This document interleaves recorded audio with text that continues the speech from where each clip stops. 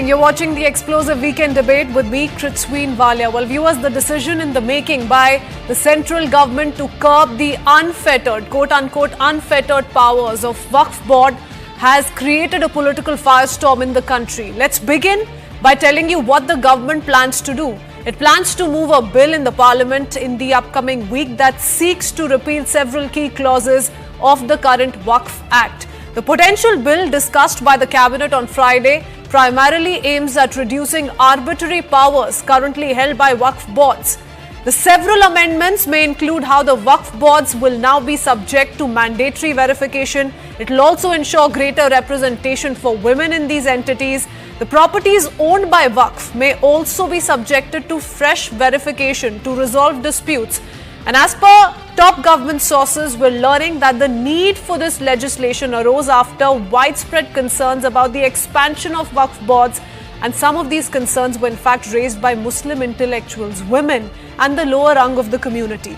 But why is there growing chorus for these changes? Let's take you through some of the controversial features of the Waqf Act. Section 3 of the Act allows Waqf boards to claim land if they believe it belongs to a Muslim without needing proof, without any proof whatsoever. Section 6 further of the Act entails that the aggrieved parties have just 1 year to appeal claims on land and assets before Waqf boards. Further, the 2013 amendment scrapped the Supreme Court ruling that removed the 1 year limit for non-Muslims to appeal, which basically means this amendment gave more sweeping powers to the Waqf boards. And to make matters worse for those contesting this legally, Section 40 places the burden of the proof on landowners to contest Waqf claims. And here's what's most problematic, viewers, with those opposing it especially. Section 85 of the Act establishes that the decisions by Waqf's tribunals are final and cannot be contested in higher courts. So basically, if you can't satisfy the Waqf Board tribunal that this is your own land, no court in the country, not even the Supreme Court, can change that decision for you. Well, viewers, there are several contentious Waqf claims that have reignited this debate time and again in the past as well. For instance, the Tamil Nadu Waqf Board claimed ownership of the entire Tiruchendurai village, which has a majority Hindu population. Now, several Muslim leaders have expressed concerns over the potential Waqf bill and have even warned of chaos. Asaduddin Owaisi, for example, says this itself is against the freedom of religion. Before we take this up with our guest joining us this evening, let's see how this development is being viewed in the political corridors of the country.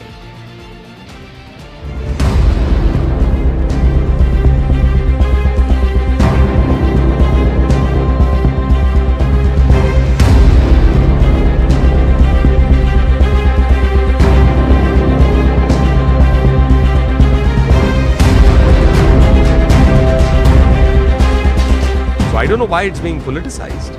It cannot be seen through a prism of religion. After all, legal rights flow from an act. If that act has certain shortcomings or there is scope for improvement or modification, that is the part of the evolution of society based on the experience.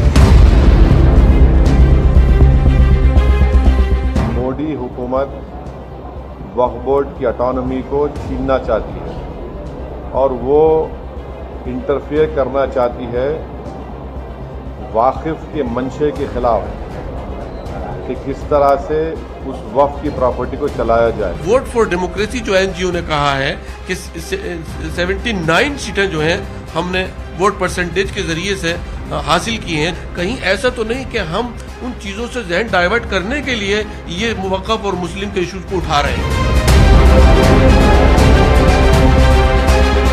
मैं मुसलमानों से appeal करना चाहता हूँ कि मुसलमानों अपने वक्फ को बचाने के लिए, अपनी मस्जिदों को बचाने के लिए संवैधानिक तरीके से, जो संविधान ने हमें इजाज़त दी है, उस तरीके से अपना एहतजाज दर्ज कराना पड़ेगा।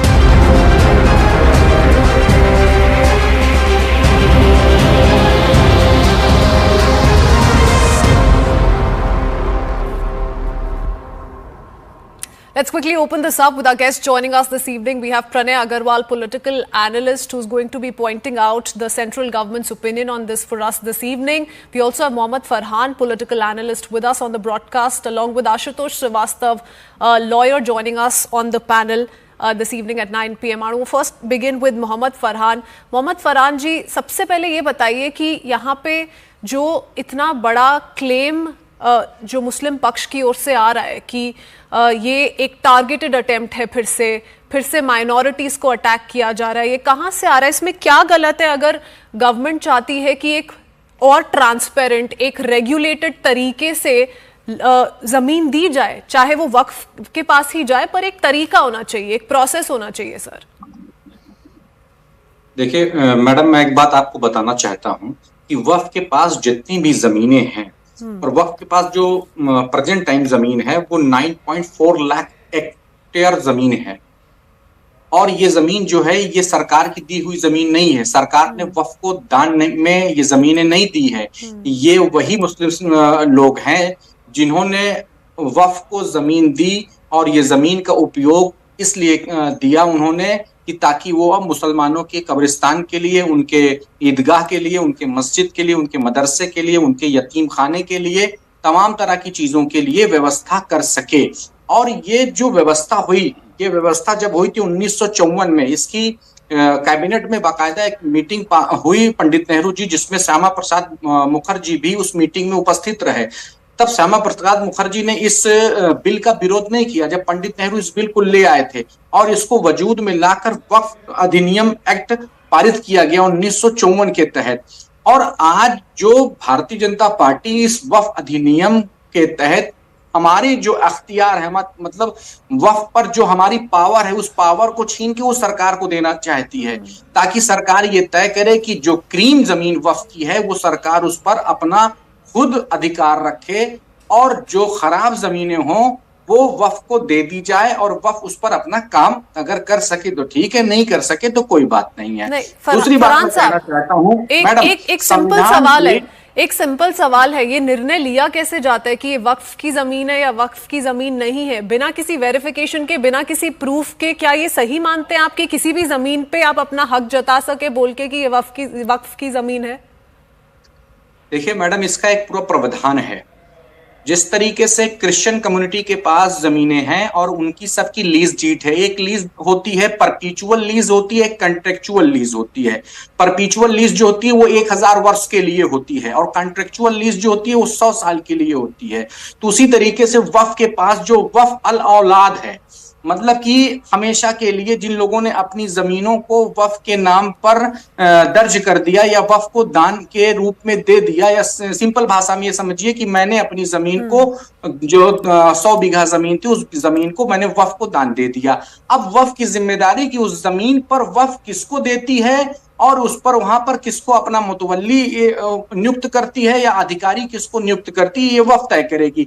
मैं एक बात और आपको कहना चाहता हूं, 28 राज्य हैं और 28 राज्य में हर राज्य में वक्फ बोर्ड है, मगर आप एक मामला नहीं ला सकती कि जिसमें ये मामला ला दें कि वक्फ बोर्ड ने किसी गैर व्यक्ति की जमीन को जबरन कब्जा किया है और वक्फ बोर्ड के खिलाफ मुकदमा पंजीकृत हुआ या उनके अधिकारियों के खिलाफ मुकदमा पंजीकृत हुआ। क्या आप कह रहे हैं कि जितनी भी ये जमीनें हैं जिसपे वक्फ ने अपना क्लेम अनाउंस किया हुआ है सर, ये सारी दान की गई हैं? तो जो तमिलनाडु में ये अभी कुछ रिसेंटली हुआ था सर, आप कह रहे हैं कि वो भी वक्फ को खुद दान किया गया था? जो इतनी सारी जमीन, इतना बड़ा कंट्रोवर्सी क्रिएट हुआ था उस पे, वो आप कह रहे हैं कि अपने आप से दान की गई थी वक्फ को? देखिए वक्फ की जमीन, देखिए मैडम एक बात मैं आपको बता दूं, जो वहां कंट्रोवर्सी हुई है तमिलनाडु में, उसके पीछे कारण ये है कि एक बार हमने अपनी जमीन दी, और जब हमने दी जमीन तो उस वक्त जमीन की कीमत मान लीजिए एग्जाम्पल के तौर पे 10,000 रुपए थी, और हमने अपनी जमीन दे दी 2 बीघे, और उसके बाद जब हम 30 साल बाद फिर पहुंचे तो उस जमीन की कीमत हो गई कितनी, 2 करोड़ रुपए। एक तरफ 10,000, दूसरी तरफ 2 करोड़ रुपए। तो अब हमारे मन में लालच आ गई, तो हमने क्या किया, वक्फ पर क्लेम कर दिया कि मुझे अपनी जमीन वापस लेनी है। मगर न्यायालय द्वारा ये अधिनियम है कि आप वक्फ की गई जमीन को दोबारा वापस नहीं ले सकते हैं, उस पर आपका अधिकार नहीं होता है, आपका अधिकार खत्म हो जाता है। आपने एक बार अपनी दान जमीन दे दी, तो अगर मैंने दे यही दिया तो और मेरा सवाल है ना बेटा फरहान साहब, कोई लेना अखाड़ा, चाहे, कोई तो वो क्रिश्चियन वक्फ से नहीं ले कम्युनिटी, सकता है। कोई क्रिश्चियन कम्युनिटी कोई भी ऐसा प्रैक्टिस नहीं कर रहा है जो वक्फ कर रही है प्रैक्टिस, इसीलिए तो ये सवाल उठ रहा है सर, इसीलिए तो इतना वक्फ क्या प्रैक्टिस कर रही, मैडम आप बताइए, वक्फ क्या फरहान साहब, मैंने आपसे 3 सवाल पूछे, मैंने आपका जवाब सुन लिया, let others also come in and respond to your queries and perhaps tell you what's not okay as far as the Waqf Act is concerned and why perhaps these regulations are the need of the hour. Pranay, if you can quickly come in, you know, this is going to be big in itself. We've already seen the likes of Asaduddin Owaisi come out and say that, you know, the Muslims in the country are being targeted once again. But what's interesting is that there are several appeals that have come in from people in the Muslim community, including intellectuals and women, most importantly, who want a greater say, who want greater representation in these Waqf boards. How is that unfair? Absolutely, Christine. Firstly, it is just this kind of, false propaganda which the previous panelist was engaging in, which needs to be strongly countered regarding the intentions of the government and what it is trying to do. Clearly, even members of the Muslim Samaj agree that Waqf, under the present acts, they have very wide and arbitrary powers, and those will be curbed and an oversight mechanism will be established. Presently, please appreciate, Waqf boards can claim any property as Waqf land, and their own tribunal, the Waqf tribunal, will sit in judgment on any counter claims, and you cannot make any appeals to any other court. So Waqf is like judge makes tomorrow a claim to my property. And secondly, Christine, please appreciate, there is rampant corruption, which this bill, these amendments will curb. Is presently just land owned after railways. It has more than 8 lakh properties covering more than 9 lakh acres land, and so much misuse is there, rampant misuse. चाहे वो rentals की बात हो, diversion of उसका usage हो. To prevent this misuse, the government is trying to involve district magistrates in monitoring those properties. Waqf has to understand, and it has to right. And of course, how can you oppose any right-minded person oppose a more a move which is so inclusive? Women will be made a part of the Central Waqf Council and state Waqf boards. Muslim women themselves have been demanding a greater say in the functioning of the Waqf properties. This amendment or these amendments, they will help to amicably settle disputes. Claims made by the Waqf board on properties will undergo mandatory verification. अब आप समझिए 70% of Delhi is on Waqf land according to their claims. So if you have to get beyond these bizarre kind of claims, right? And like you mentioned, the Tamil Nadu and some of those properties have conveniently been handed over back in 2013, Pranay. But absolutely, to take it forward, I want to quickly go across to George Kurian, political analyst, who's also with us on this panel, completes the panel this evening. George Kurian, I want to take it step by step. You know, there are several contentions that have been spoken of, and this is not the first time. We've seen this debate reignite time and again. Every time Waqf has come out and made these big claims, and the big question that everyone continues to ask is, where's the proof?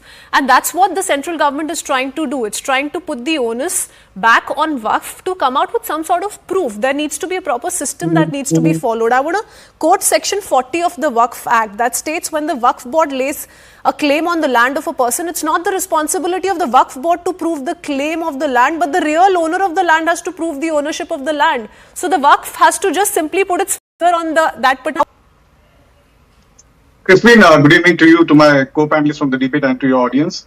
First and foremost, the whole idea about the Waqf board is to, it's for the uplift of the community. And I hope the government through the bill is, in the right move, and there is no ulterior the board of the trustees are in this regard. We also understand that there are many stakeholders to the entire issue. No, but in the name of charity and upliftment, Mr. Kurian, can you lay claim on any piece of land across the country, and that should be acceptable? But that goes without saying, and I'm sure that there is an appropriate mechanism where the government will put in place where these things will be taken care of. But at the same time, let me just bring it to your audience's notice that the Waqf board should utilize the resources that they have for the upliftment of the Muslim community at large. And it could be educational, it could be healthcare, it could be opening of masjids and madrasas, and in short, it needs to uplift the community at large, because the resources resources that they have is enough for the community to, enhance their potential to the optimum, and they have to utilize this. And we have learned that, there are many encroachment into the properties and, misuse of properties, and the trustees are using it for, ulterior motives. So, that should be stopped at this point in time is all I want to say. And I hope that the government will take cognizance of the matter. Okay, all right. That really doesn't answer my question though, Mr. Kurian, because the charge against the then UPA government is also that back in 2013 it ensured that more sweeping powers are extended to Waqf. But I'm going to come back to you on that. I'm going to give you some time to perhaps, come out and give us a sense of what explains that kind of, a freedom being given to one particular entity. Because remember, several Muslim nations also haven't given this unparalleled power to one particular entity in the country as is being enjoyed by the Waqf. But quickly going across to Ashutosh Srivastav, and I want those stats on our screens as well of the kind of expansion the Waqf boards across the country have seen. In 2009, 3 lakh registered properties, 4 lakh acres of land, which is doubled to 8 lakh acres in 2024. What explains these figures? What do you think the problem is, Mr. Ashutosh? And, the fact that Pranay was saying that this is going to put an end to several land disputes as well. Sure. It's going to be a way forward, and perhaps it's going to cut down the task cut out for the Supreme Courts, the high courts in the country. See, the answer lies on the counter claims by the Waqf board and also the individual owners of the properties who are claiming that the properties have been taken wrongfully by them. There are such cases. I'm not saying that all the cases are like that. See, the individuals who are coming across and they are donating their lands or properties, movable, immovable properties to the Waqf board for the betterment and upliftment of a community as at large, and also, for the social welfare, that is all welcome. That there is no issue with that. But the problem lies only when some people come up and they say, as we have seen that there have been many cases of some intellectuals, women and others who are saying that their properties have been taken wrongfully by the board. So there the problem lies. So to stop it, or maybe to curb it, or maybe to make it more transparent, there is always need of amendment in law. It is not only this particular law, but there have been amendments in many other laws in the country from time to time. Whenever the matter comes up to the government and they feel that, okay, now the time has come where the amendment is required. So here, the verification of the property, I do not think that there should be any issue with anybody. Whenever the law says that there should be verification of the property, because see, if the verification is done, it will ensure that the right properties are going to the board, and there will be less number of disputes from the individual owners who would be claiming that my property has been wrongfully taken by the board. So these things have to be reduced. That is the only purpose. And also, if you see the tribunal, but Ashutosh, which is, legally speaking as well, isn't it highly problematic the fact that the Waqf tribunal's word is the last word? Even the Supreme Court's judgment doesn't find any place in this entire process. I'm coming to that. See, there is a tribunal which has to be constituted under the Waqf board, and I know that the civil courts have no powers to entertain any appeal, whatever decisions are made by the Waqf, tribunal. However, Article 226 and 227 of the Constitution gives powers to the High Court in the writ jurisdiction, and the High Courts can decide, and even the Supreme Court can decide on that aspect, because the writ powers cannot be taken away by implementing any law, because those are the constitutional powers and jurisdiction being given to the High Courts and also to the Supreme Court. So that will obviously that is already in existence at present also, and that will also continue in future as well. So that is not an issue. So this clause finds no place as far as the courts of the country are concerned, and perhaps that's that's the example that one can refer to is the Ayodhya, the Ram Janmabhoomi movement, and the Supreme Court verdict that came in, and we saw how things shaped up post the verdict. But Mr. Farhan, the problem is that there are several stakeholders who've now come out to say that there is a problem in the manner in which the central government is looking at it. सहमति नहीं है जो इसके खिलाफ आज बाहर निकल के बोल रहे हैं, आप उनमें से एक हैं। पर अगर हम रीस्ट्रक्चरिंग की बात करें, अगर महिलाओं को इंक्लूड किया जाएगा बोर्ड्स में, अकाउंटेबिलिटी के तरीके से अगर हम देखेंगे सर इसे, तो इसमें क्या गलत है सर? अगर ज्यादा अकाउंटेबिलिटी आएगी, इंक्लूसिविटी आएगी, सबको साथ लेके आगे बढ़ा जाएगा। और अभी हमें पता भी नहीं है कि कौन से क्लॉजेस कहाँ बैठेंगे, क्या चेंजेस हम देखेंगे। अभी तो बिल की डिटेल्स भी बाहर नहीं आई है, इस हफ्ते टेबल होगा या नहीं ये भी नहीं पता है, अभी तो सिर्फ बात चल रही है सर। तो इतना गुस्सा कहाँ से आ रहा है फरहान साहब? देखिए मैडम, मैं एक बात कहना चाहूंगा कि ठीक है, ये बहस छिड़ गई है और इस बहस पर क्या नाम है, हर आदमी अपनी अपनी प्रतिक्रिया दे रहा है। मगर इसमें एक पॉइंट आपको बताऊंगा मैं कि जब ये बिल 1954 में पंडित जवाहरलाल नेहरू जी ने इसको अधिनियम पारित किया था, वक्फ अधिनियम, तब वक्फ के पास जमीन जो थी 1.2 लाख हेक्टेयर थी जमीन। आज की डेट में जमीन जो है वक्फ के पास 9.4 लाख हेक्टेयर है। अब एक छोटी सी बात है कि जमीन पैदा होती नहीं है, जमीन या खरीदी जाती है या बेची जाती है। तो अब ये बात बिल्कुल एकदम क्लियर कट है कि अगर ये जमीन बढ़ी है तो जाहिर सी बात है इसके जो दान देने वाले लोग हैं, डोनेट करने वाले लोग हैं, उन लोगों ने इस जमीन को डोनेट किया, तभी वक्फ की संपत्ति इतनी बड़ी हुई।